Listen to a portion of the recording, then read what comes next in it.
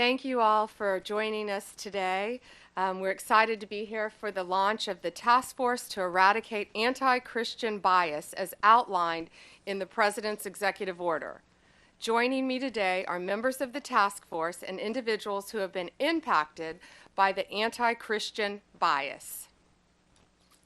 Together, this task force will identify any unlawful anti-Christian policies, practices, or conduct across the government, seek input from the faith-based organizations and state governments to end anti-Christian bias, find and fix deficiencies in existing and regulatory practices that might contribute to the anti-Christian bias.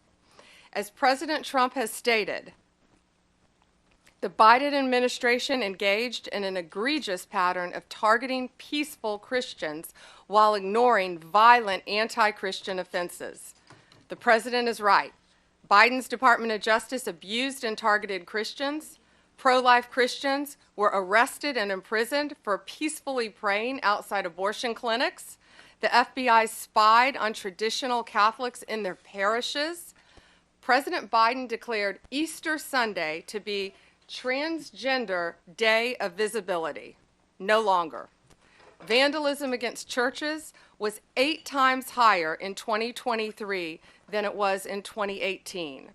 And it's at President Trump's directive, we ended those abuses at the Department of Justice on day one. We dropped 3 ongoing cases against pro-lifers and redefined the FACE Act to ensure that abuse would not continue and that American tax dollars were not used to support the weaponization of our legal system to target Christians.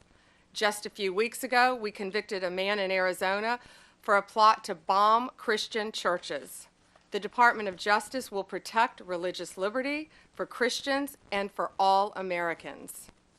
We'll work closely with everyone around this table and take a whole-of-government approach to solving this problem, and ultimately protect Americans' First Amendment rights. The First Amendment isn't just a line in the Constitution, it's the cornerstone of our American liberty.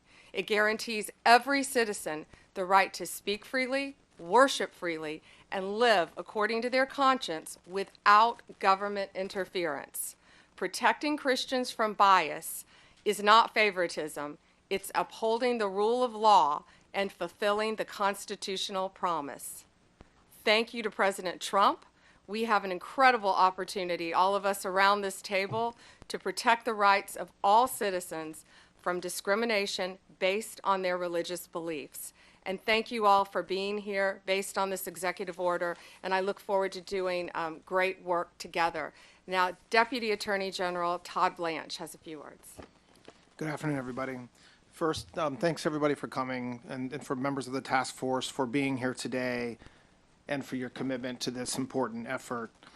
If you look around this table and the leadership that's here, I know that combined with our shared determination to establish sound, effective policies and to push back against any form of anti-Christian or anti-religious bias that has taken root within the federal government, this will allow us to carry out the President's executive order.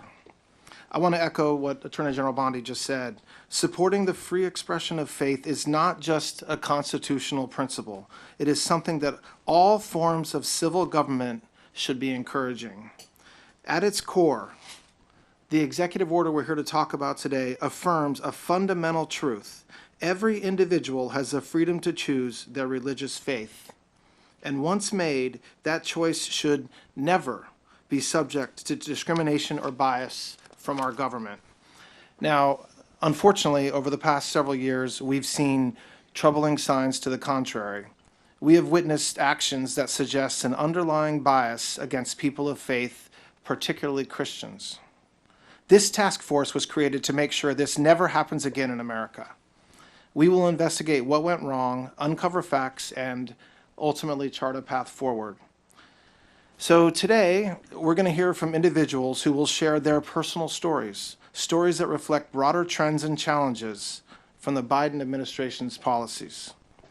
Policies that, frankly, strip people of their inalienable rights. We're also going to hear from members of this task force about the ways in which anti-Christian sentiment may have shown up in their departments or their agencies. A key challenge that we face is a public misunderstanding of our form of government. We're a constitutional republic, not a pure democracy. And this distinction matters because in a republic, individual rights are protected even when unpopular. And misunderstanding this distinction allows our institutions and media to misrepresent our founding principles. Our government's purpose is to secure rights, not restrict them.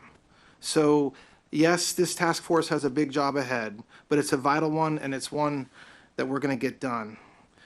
Finally, I want to thank the members of the media who are with us today. We appreciate your attention and your presence for this opening portion of the meeting.